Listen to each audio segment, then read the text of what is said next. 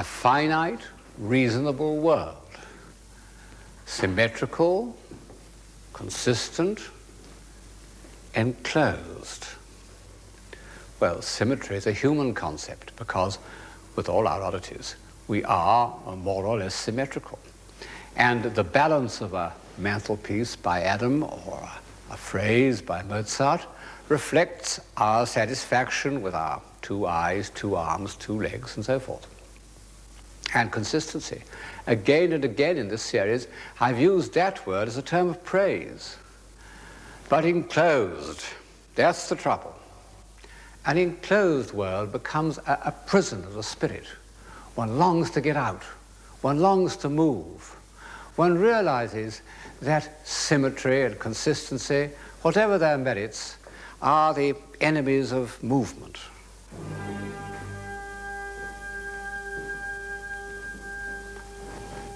And what is that I hear? That note of urgency, of indignation, of spiritual hunger.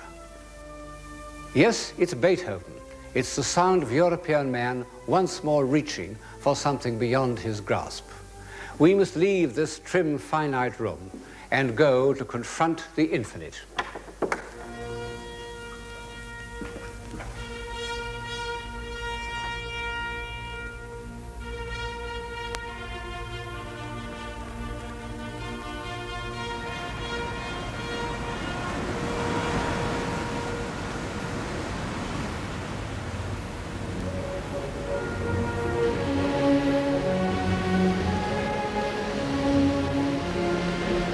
We have a long, rough voyage ahead of us, and I can't say how it will end, because it isn't over yet.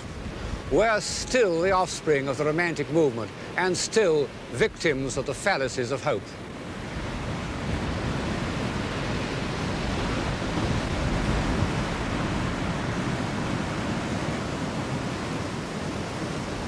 I've used the metaphor of the sea because all the great romantics from Byron onwards have been obsessed by this image of movement and escape. Once more upon the water, and the waves bound beneath me as a steed that knows his rider. Welcome to their roar, swift be their guidance, wheresoe'er they lead.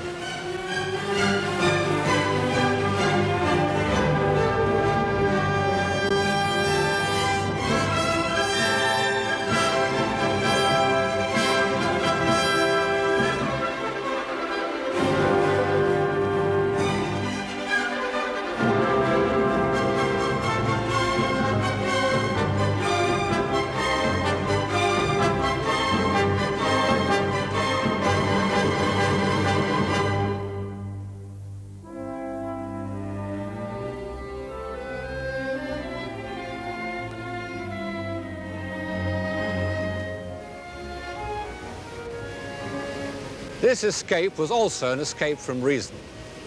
In the 18th century, philosophers had attempted to tidy up human society by the use of reason.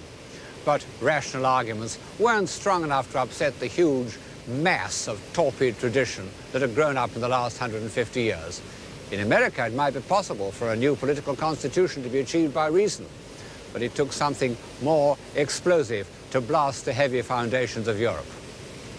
Towards the end of the 18th century, as rational argument declined, vivid assertion took its place.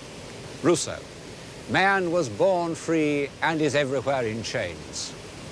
Robert Burns, a man's a man for a' that, or, more explicitly, it's coming yet for a' that man to man the world o'er shall brothers be for a' that.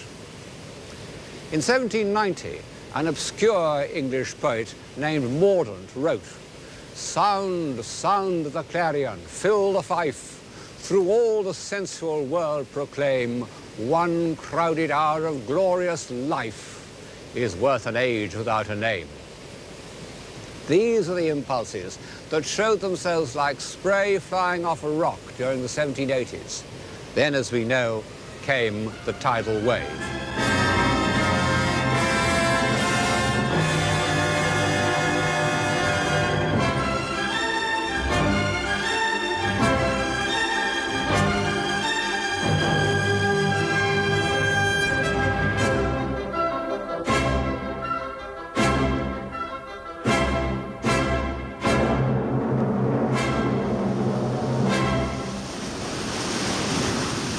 was because this need for freedom had for so long been boiling under the surface of the 18th century that the French Revolution evolved from the protest of a few disgruntled lawyers through the honourable grunts and groans of bourgeois constitutionalism to the raw cry of a popular movement.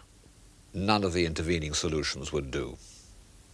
In June 1789, the members of the National Assembly had found themselves locked out of their usual meeting place, accidentally it seems, and went off, full of virtuous indignation, to this covered tennis court, where they swore an oath to establish a constitution. David, the painter of republican virtue, was commissioned to record the scene. In the centre is a group symbolizing the union of the church and the better aristocrats. Actually, the monk wasn't present. Like all propaganda pictures, it's not strictly accurate. Here are figures in an ecstasy of enthusiasm for constitutional government. And here, this is historically correct, is the one delegate who wouldn't swear to support it. To our eyes, disenchanted by 150 years of democratic eloquence and 50 years of propaganda painting, none of it as good as David, the whole thing may seem slightly absurd. And in fact, these first steps towards revolution were pedantic and confused. The constitutional phase of the French Revolution belonged to the age of reason. 3 years later, we hear the sound of the New World, when some honest citizens of Marseille grow impatient at an executive that doesn't act and undertake the amazing feat of marching in a sweltering July all the way from Marseille to Paris, tugging 3 pieces of cannon and singing a new song.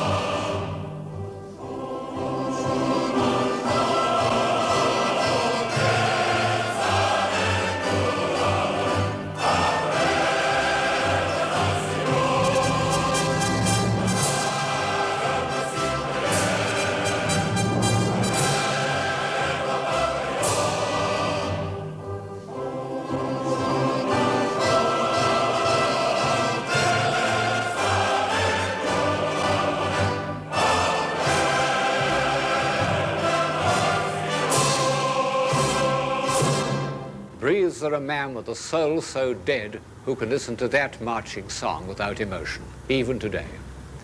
No wonder that the finest spirits of the time were enraptured, that Blake began a poem on the French Revolution, which nobody reads, and Wordsworth wrote the lines that everybody quotes, and I must quote again. For great were the auxiliaries which then stood upon our side, we who were strong in love. Bliss was it in that dawn to be alive, but to be young was very heaven. And Wordsworth goes on to say how the revolution seemed to bring Rousseau's dream of natural man and travellers' tales of his enchanted existence into reality.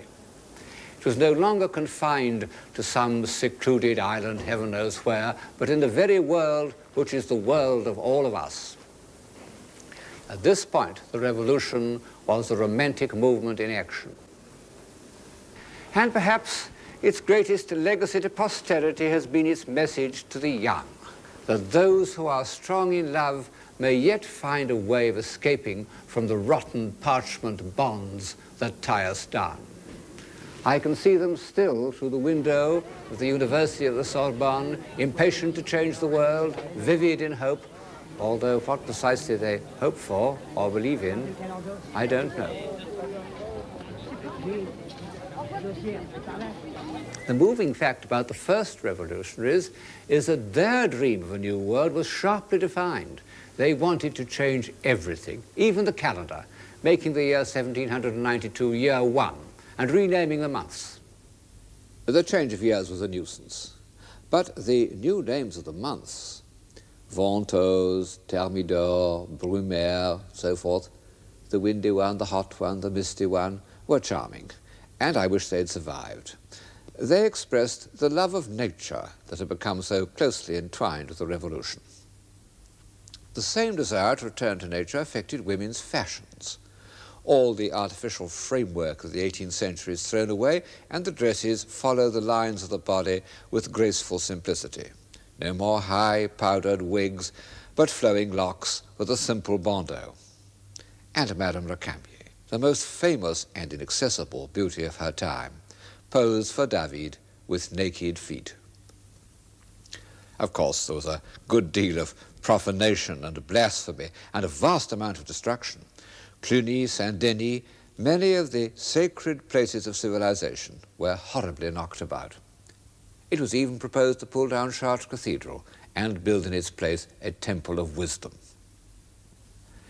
The revolutionaries wanted to replace Christianity with a religion of nature. And there is something rather touching about this print of baptism according to the rites of nature taking place in a de-Christianized church. People who hold forth about the modern world often say that what we need is a new religion. Well, it may be true, but it isn't easy to establish. Even Robespierre, who's an enthusiast for new religion and had powerful means of persuasion at his command, couldn't bring it off. And on the name Robespierre, one remembers how horribly all this idealism came to grief in the prisons of the terror. Most of the great episodes in the history of civilization have had some unpleasant consequences, but none have kicked back sooner and harder than the revolutionary fervor of 1792. Because in September there took place the first of those massacres by which, alas, the revolution is chiefly remembered. No one's ever explained in historical terms the September massacres, and perhaps in the end the old-fashioned explanation is correct, that it was a kind of communal sadism. It was a pogrom, a phenomenon with which we became familiar in the 19th century. And it was given fresh impetus by another familiar emotion, mass panic, la patrie en danger, the country in peril. In 1792, France was fighting for her life against the forces of ancient corruption, and for a few years her leaders suffered from the most terrible of all delusions. They believed themselves to be virtuous. Robespierre's friend Saint-Just said, "In a republic which can only be based on virtue, any pity shown towards crime is a flagrant proof of treason." But reluctantly, one must admit that a great many of the subsequent horrors were simply due to anarchy. It's a most attractive political doctrine, but I'm afraid it's too optimistic. The men of 1793 tried desperately to control anarchy by violence, and in the end were destroyed by the evil means they had brought into existence. Robespierre himself and many, many others followed the members of the old regime onto the scaffold. With what mixed feelings one looks at David's picture of Marat murdered in his bath. David painted it with deep emotion. The picture was intended to immortalize the memory of a great patriot, worthy of the traditions of Brutus. Few propaganda pictures make such an impact as a work of art. Yet, Marat cannot escape responsibility for the September massacres, and thus for the first cloud to overcast Wordsworth's dawn and darken the optimism of the first romantics into a pessimism that has lasted to our own day.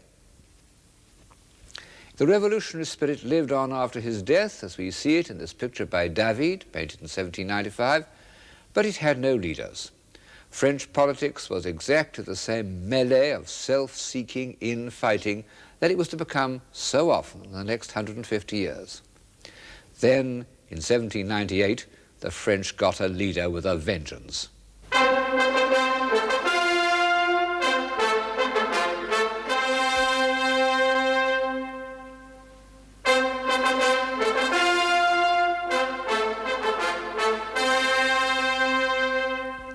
With the appearance of General Bonaparte, the liberated energies of the revolution take a new direction, the insatiable urge to conquer and explore.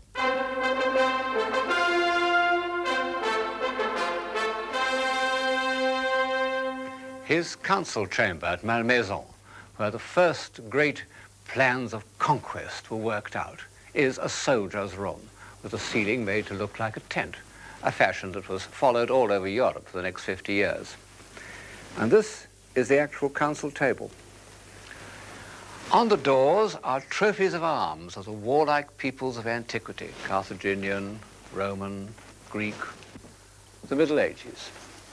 Then beyond the doors is Napoleon's library and study, and painted on the ceiling portraits of his favorite authors, beginning with the Gallic bard Ossian.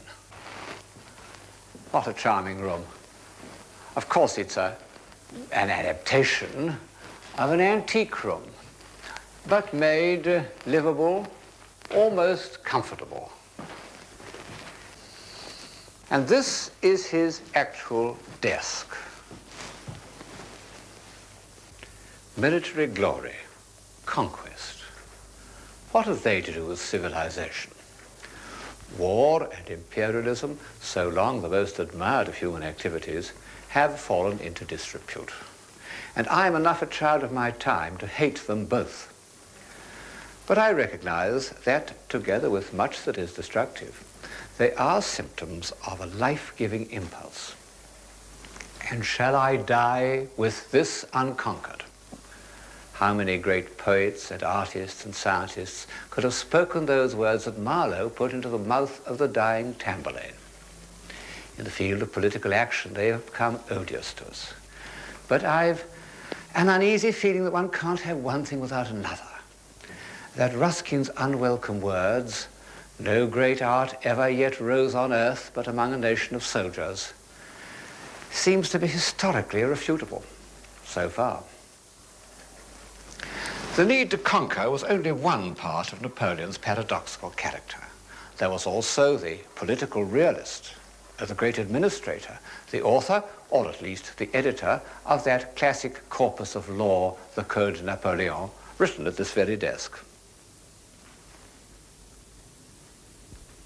In his portraits, we can watch the young revolutionary soldier dissolve into the first consul, with traces of revolutionary intensity in his head, and in 2 years he becomes the successor of Childeric and Charlemagne. This extraordinary portrait by Ingres makes conscious reference both to Roman ivories and 10th century miniatures of the Emperor Otto III. So, in one mood, Napoleon believed that he was reviving the great traditions of unity and stability by which the ideas of Greece and Rome were transmitted to the Middle Ages. To the end, he maintained, that Europe would have been better off if it had been united under his rule. It may be true, but it could never happen, because the realistic ruler was dominated by the romantic conqueror, and the static, hieratic emperor painted by Ingres is forgotten when we look at David's Bonaparte crossing the great St. Bernard. There he is truly the man of his time. For 50 years, the great minds of Europe were enchanted by a poem called Fingal, said to have been written by Ossian, a Gallic bard. Actually, it was a kind of fake put together out of scraps of evidence by an enterprising Scot named Macpherson. But this didn't prevent Goethe from admiring it, nor Ingres, the high priest of classicism, from painting an enormous picture of Ossian's dream. And Fingal was Napoleon's favorite poem. He took an illustrated copy on all his campaigns. Its heaven was not tarnished by the approval of the old regime. He ordered the glossiest of his painters, Girodet, to depict the souls of his own warriors, his marshals, being received by Ossian in Valhalla, painfully reminiscent of Hitler and Wagner. And yet, one can't quite resist the exhilaration of Napoleon's glory.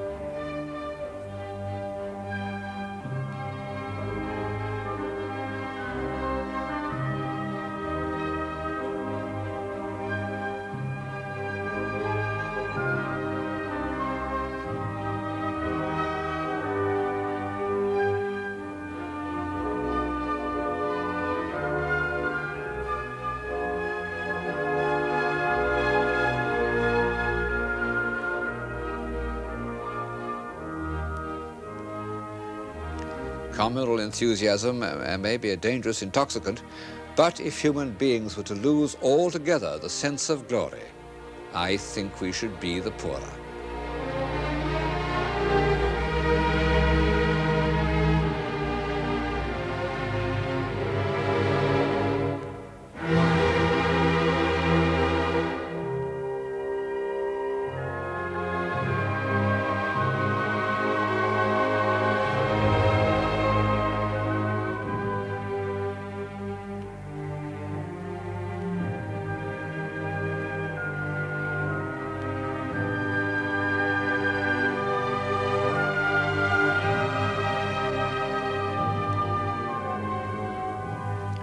Napoleon's tomb in the Church of les Invalides, the most grandiose memorial to any ruler since ancient Egypt.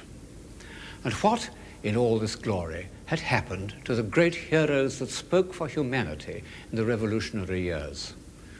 Most of them were silenced by fear. Fear of disorder, fear of bloodshed, fear that, after all, human beings were not yet capable of liberty. Few episodes in history are more depressing than the withdrawal of the great romantics. Wordsworth saying that he would give his life for the Church of England, or Goethe that it was better to support a lie than to admit political confusion in the state. But two of them did not retreat, and so have become the archetypal romantic heroes, Beethoven and Byron. Different as they were, and it's hard to think of two more different men, they both maintained an attitude of defiance to social conventions, and they both believed unshakably in freedom. Beethoven wasn't a political man, but he responded to the generous sentiments of the revolution. At first, he admired Napoleon because he seemed to be the apostle of revolutionary ideals, the inheritor of the early revolutionary urge to freedom, symbolized by the storming of the Bastille. Well, the Bastille was subsequently knocked down stone by stone, but repression did not come to an end. On the contrary, Napoleon organized the most efficient secret police in Europe.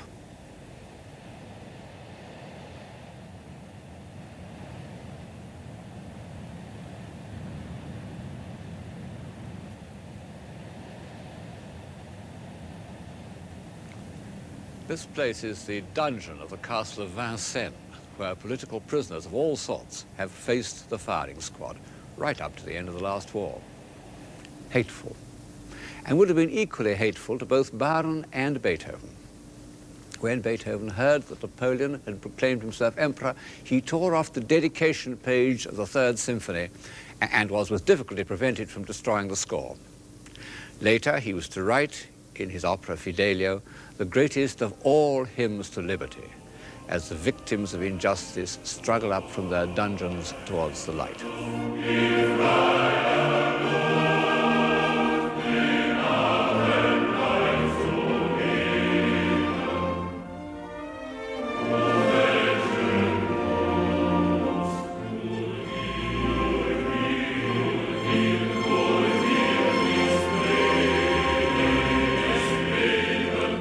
Happiness to see the light, they say, to feel the air and be once more alive. Our prison was a tomb. Oh, freedom, freedom, come to us again. This cry has echoed through all the countless revolutionary movements of the last century.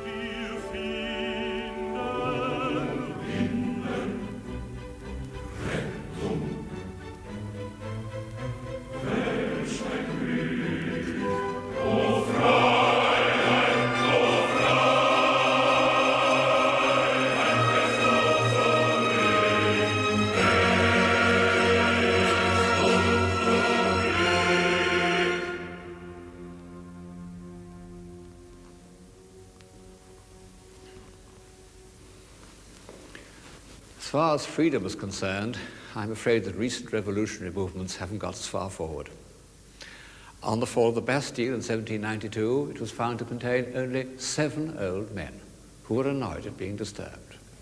But to have opened the doors of a political prison in Germany in 1940, or Hungary in 1956, or Spain or Greece today, then one would have known the meaning of that scene in Fidelio. Beethoven, in spite of his tragic deafness, was an optimist. He believed that man had within himself a spark of the divine fire revealed in his love of nature and his need for friendship. He believed that man was worthy of freedom. The despair that poisoned the Romantic movement had not yet entered his veins.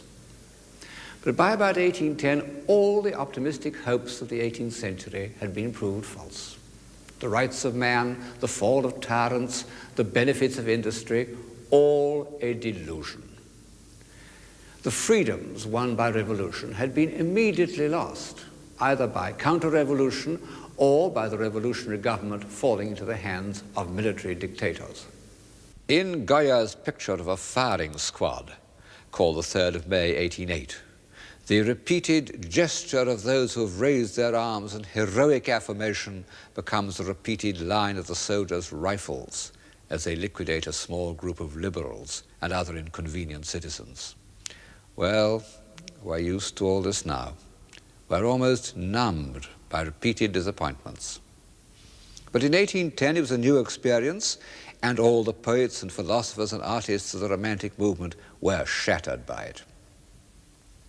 The spokesman of this pessimism was Byron.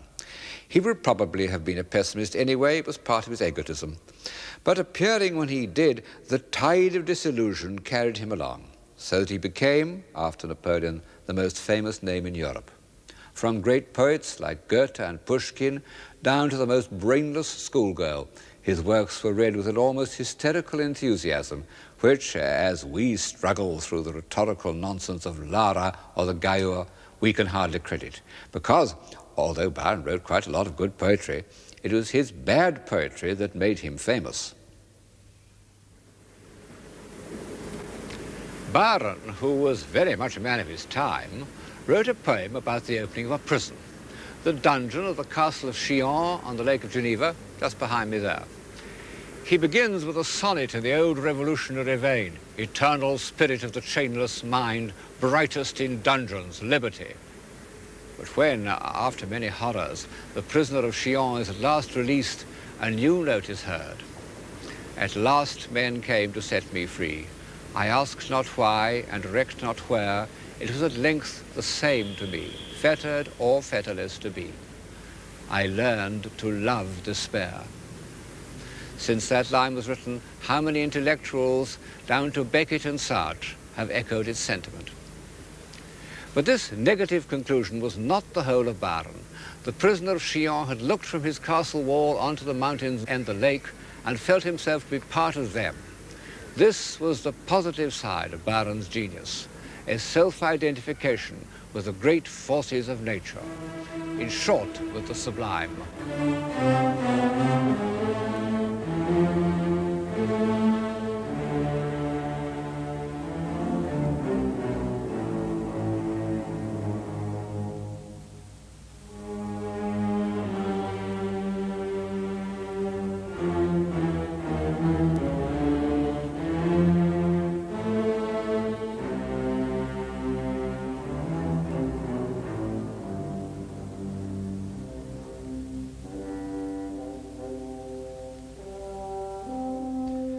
Consciousness of the sublime was a faculty that the Romantic movement added to the European imagination. It was an English discovery related to the discovery of nature, not the truth-giving nature of Goethe, nor the moralizing nature of Wordsworth, but the savage, incomprehensible power outside ourselves that makes us aware of the futility of human arrangements. As the revolution turned into the Napoleonic adventure, the sublime became visible and within reach. And this was the feeling that was given popular expression by Byron. He was irresistible because he had identified himself with the fearful forces of the sublime. Let me be, he says, of the stormy darkness on this very lake, let me be a sharer in thy fierce and far delight, a portion of the tempest and of thee. But participation of the sublime was almost as much of a strain as the pursuit of freedom. Because de Sade was right. Nature is indifferent, or, as we say, cruel. No great artist has ever observed these violent, hostile moods of nature as closely as Turner. And he was without hope. These are not my words, but the final judgment of Ruskin, who knew him and worshipped him. Turner was a great admirer of Byron and used quotations from Byron's poems in the titles of his pictures. But Childe Harold was not pessimistic enough for him, so Turner wrote a fragmentary poem to provide himself with titles. He called it The Fallacies of Hope. Bad poetry, good pictures. Here's one of the most famous of them. It represents an actual episode in the slave trade, another of those contemporary horrors that troubled the romantic imagination. Turner called it Slavers Throwing Overboard the Dead and Dying, Typhoon Coming On. For the last 50 years, we've not been in the least interested in the horrible story, but only in the colour of the black leg and the pink fish surrounding it. But Turner meant us to take it seriously. Hope, hope, fallacious hope, he wrote, where is thy market now? About 20 years earlier, Géricault, the most Byronic of all painters, had also made his name with a picture of a disaster at sea. The frigate Medusa foundered on her way to Senegal. 149 of the passengers were put onto a raft, which was to be towed by sailors in the pinnaces. After a time, the crew got fed up and cut the ropes, leaving the raft to drift out to sea and condemning the passengers to almost certain death. Miraculously, there were a few survivors, from whom Géricault learnt the full horrors of the episode. He even found the ship's carpenter who had made the raft, and he had him make a model of it in his studio. He took a workroom near a hospital so that he could study dying men.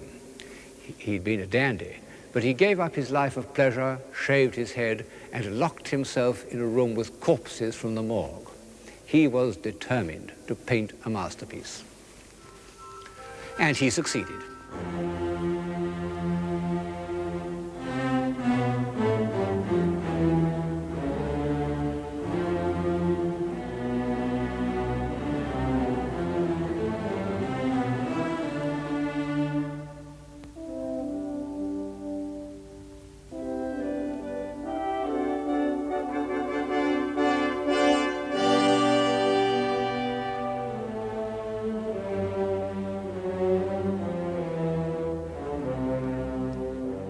To us, it looks like a piece of grandiose picture-making, but the raft was intended and originally accepted as a piece of what we call social realism.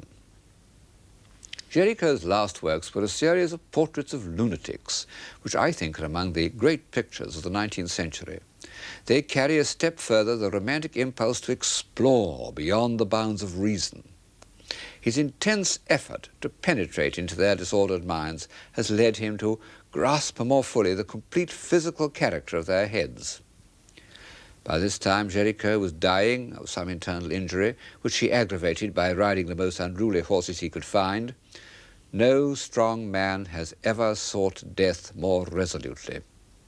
He died at the age of 33, a little younger than Byron, considerably older than Shelley and Keats.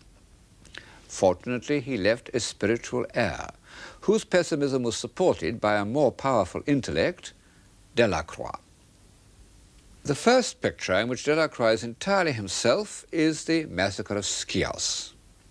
As with almost all the masterpieces of Romantic painting, it represents an actual event, the slaughter by the occupying Turks of the inhabitants of a Greek village. And it reflects the generous sentiments of those liberals like Shelley and Byron who dreamed that Greece might yet be free.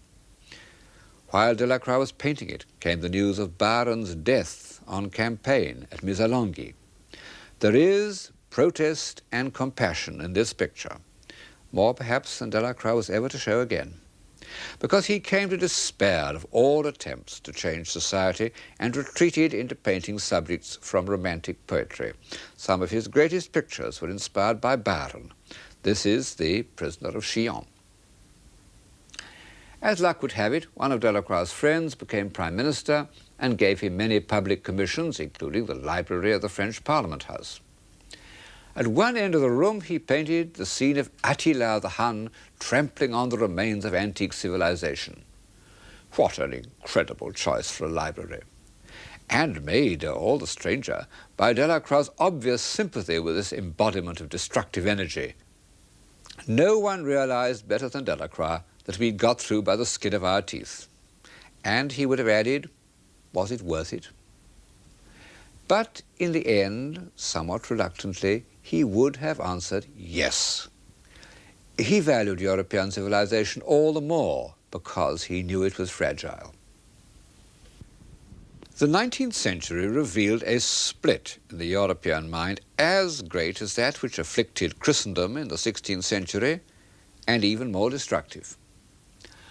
On the one hand was the new middle class created by the Industrial Revolution. It was hopeful and energetic, but without a scale of values.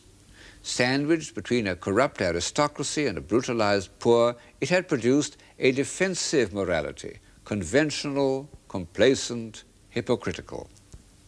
Never was a class better documented by the admirable cartoonists of the day. On the other hand were the finer spirits, like Delacroix, who were still heirs of the Romantic movement, still haunted by disaster. They felt themselves, not without reason, to be entirely cut off from the prosperous majority. But what could they put in place of middle-class morality? They themselves were still in search of a soul.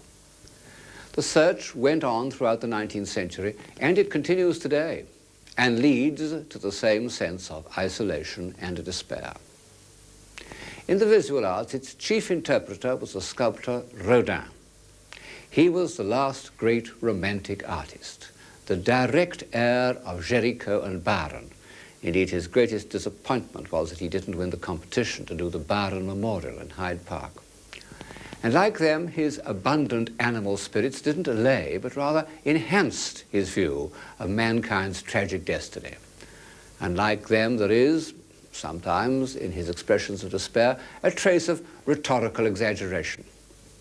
But what an artist he was. Incredible that only 20 years ago he was still under the cloud of critical disapproval. What is posterity? He was an inventor of symbolic poses that stay in the mind, and like all oversimplified statements that spur men on to action, they are sometimes rather too obvious. But in the originals, his figures are saved from banality by a really stunning force and freedom of modeling. Every form thrusting outwards at its maximum point of tension. Those were Rodin's own words. Look at the back of this figure of Eve. You'll see how the vitality is conveyed by the touch of Rodin's hands. He was one of those sculptors who communicate through the movement of his fingers.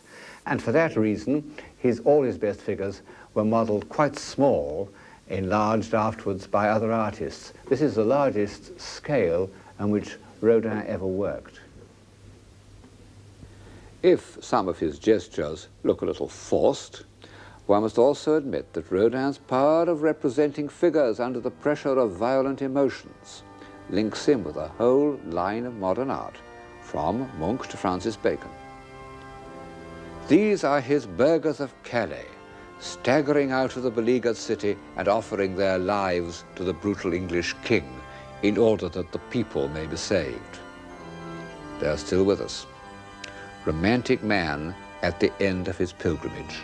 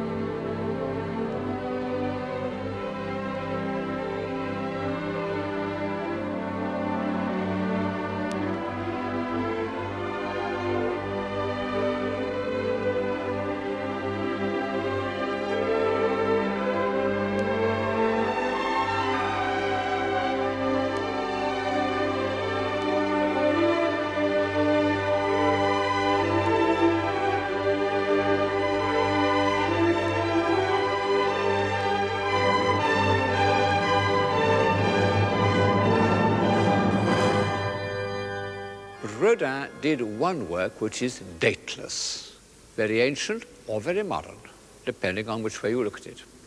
This is his monument to the great French novelist Balzac. Of course, Balzac had been dead for many years when Rodin received the commission, and the commemorative figure had to be an ideal likeness, a serious obstacle to Rodin, as he always worked direct from nature. All he had to go on was the knowledge that Balzac was short and fat and worked in a dressing gown. Yet he had also to make Balzac look immense, the dominating imagination of his age, and yet transcending his age.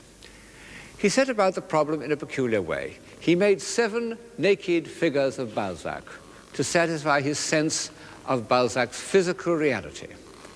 And some of them are here in his studio near Paris. You can see that he didn't make any concessions to the classical ideal. After contemplating them for several months, he decided on one of them and tried to cover it with a cast of drapery indicative of the famous dressing gown. In this way, he contrived to give the figure both monumentality and movement.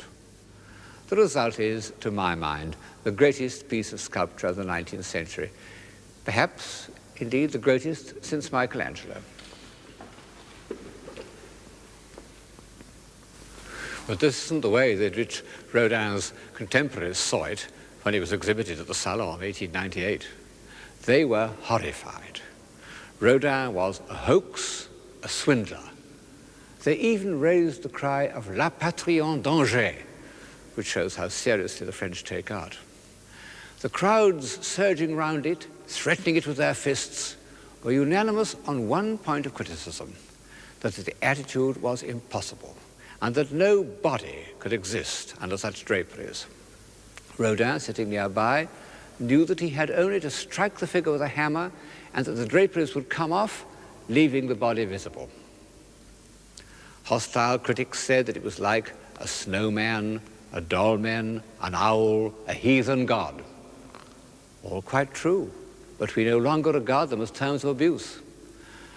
Balzac's body has the timelessness of a prehistoric stone, and his head is like a bird of prey. And the real reason why he made people so angry is the feeling that he could gobble them up and doesn't care a damn for their opinions. Balzac, with his prodigious understanding of human motives, scorns conventional values, defies fashionable opinions, as Beethoven did, and should inspire us to defy all those forces that threaten to impair our humanity. Lies, tanks, tear gas, ideologies, opinion polls, mechanization, planners, computers, the whole lot.